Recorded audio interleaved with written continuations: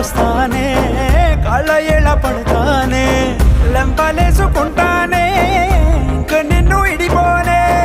ఉప్పు నీటి ముప్పుని కూడా గొప్పగా దాటే కట్టున్నే, నీ కంటి నీటికి మాత్రం కొట్టుకుపోతానే.